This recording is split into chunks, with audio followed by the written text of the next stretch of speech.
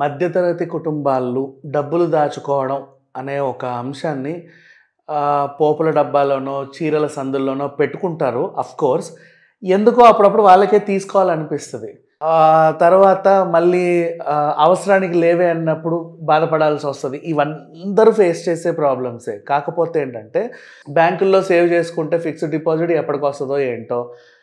చిట్టీలనుకోండి బావుంటది అని ఒక ఫీలింగ్ ఉంటది. కాకపోతే బయట చిట్ ఫండ్ కంపెనీలని చాలామంది నమ్మరు. కొంతమంది నమ్ముతారు, కొంతమంది నమ్మరు. అలా బోర్డు దిబ్బేసిన చిట్టి కంపెనీలు కూడా చాలా ఉంటాయి. కాకపోతే ఏంటంటే చాలామందికి ఒక నమ్మకం ఉంటది. ఇప్పుడు ఫర్ ఎగ్జాంపుల్ మనం అపార్ట్మెంట్స్ ఏమైనా గేటెడ్ కమ్యూనిటీ అపార్ట్మెంట్‌లో ఉన్నామనుకోండి.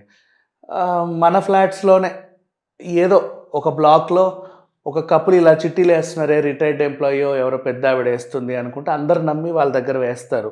ఎక్కడికెళ్తారులే మనతోనే ఉన్నారు గదా! ఇల్లు ఖాళీ చేసి పోయేంత ఏముండదు. మరి అన్నీ అంత కూడా జమవ్వవు. అట్లా నమ్ముతారు.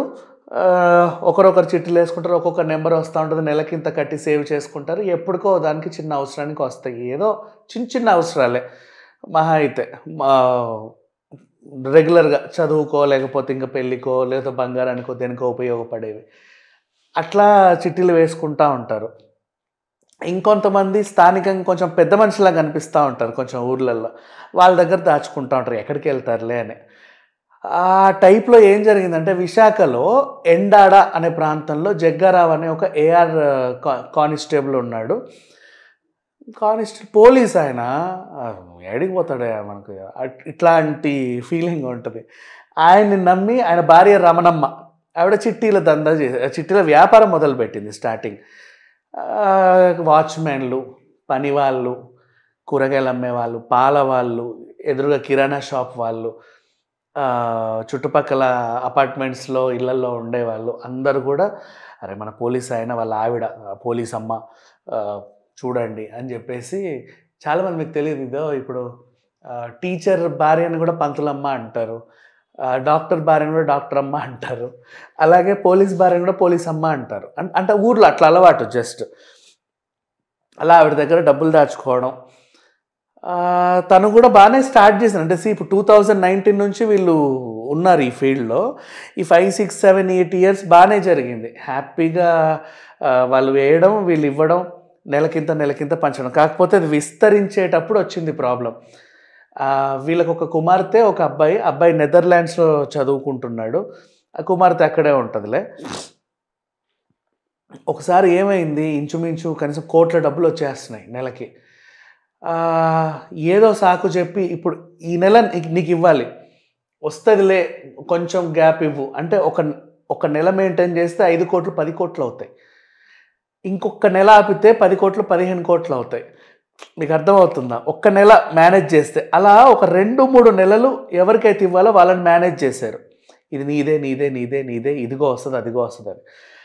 ఆ తర్వాత ఏమైందో ఒక్కసారిగా డబ్బులు మూట కట్టుకొని ఇంటికి తాళం వేసి ఎక్కడికో వెళ్ళిపోయారు. పండగ గదా! ఏడికో పోయుంటారులే. అయినా మనం ఇంకా రాలేదేమో జగ్గారావు ఊరెళ్ళి. ఈ రకంగా అనుకున్నారు కొన్ని రోజులు. ఎన్ని రోజులని చూస్తారు? ఫోన్‌లు స్విచ్ ఆఫ్. వీళ్ళు కనబడట్లా. నాకేమో చిట్టి డబ్బులు రావాలి. మేమేమో చిట్టి డబ్బులు ఇవ్వాలి.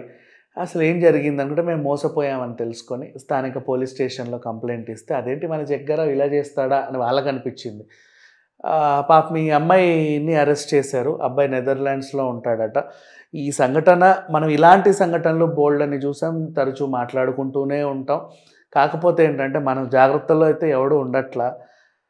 నిజంగా మనకి డబ్బులు దాచుకోవాలి అనిపిస్తే వేరే ఆప్షన్ ప్రామిస్ లేదు. బికాజ్ మన ఇంట్లోనే ఏదైనా బ్యాగుల్లో దాచుకుంటున్నామంటే ఎప్పుడో ఒకప్పుడు తెలీదు. టెంప్ట్ అయిపోతా ఉంటాం. ఇప్పుడు సడెన్‌గా గ్రేట్ ఇండియన్ ఫెస్టివల్ అని వస్తది. ఏదో చూస్తాం ఇదేదో బాగుంది పోనీలే ఒక 500 ఒక్క 500 తీసామా ఆ అలవాటు ఇంకోటి తీద్దాం, ఇంకోటి తీద్దాం, అయిపోతాయి. చేయి పడనివ్వం. అలా అని ఎక్కడన్నా దాచుకోవాలా? ఎక్కడ దాచుకుంటాం చెప్పు? ఎక్కడ దాచుకోలేము. బ్యాంకుల్లో ఫిక్స్డ్ డిపాజిట్లు లేదు కరెక్ట్ అవసరానికి ఇవ్వరు. వాళ్ళు ఫిక్స్ అంటే కొన్ని ఏళ్ల పాటు ఉంచుకుంటారు. మరి ఇంకెక్కడ వేరే ఆప్షనే ఉండక మనిషిని నమ్ముతాడు. ఇంకో మనిషిని నమ్మి వాళ్ళ దగ్గర దాయడం. వాళ్ళు కూడా ఏంటో అంటే ఇప్పుడు మొత్తం మన చుట్టుపక్కల వాళ్ళే ఇక మనతో పాటు కలిసి తిన్నారు, కలిసి పెరిగారు. ఈ కాలనీలోనే పెళ్ళిళ్ళు చేసుకొని వెళ్ళిపోయిన వాళ్ళున్నారు. పెళ్ళిళ్ళు చేసుకొని కోడళ్ళని తెచ్చుకున్న వాళ్ళున్నారు. ఆ నమ్మకం ఒకటి ఉంటుంది. పైగా వాళ్ళకుండే ఉద్యోగం. స్థానికంగా గవర్నమెంట్ ఉద్యోగం ఉంటే ఎక్కడికి వెళ్తారులే అనిపిస్తుంది. ఇంకా పోలీస్ ఉద్యోగం అయితే ఇంకా ట్రస్ట్ మళ్ళీ అరే పోలీస్ ఆయన ఏమన్నా అయితే చూసుకుంటాడులే అని. బట్ అన్ఎక్స్పెక్టెడ్గా ఇక్కడ ఎండాడలో ఈయన ఎండగట్టిచ్చాడు మొత్తం అందరి జీవితాలని.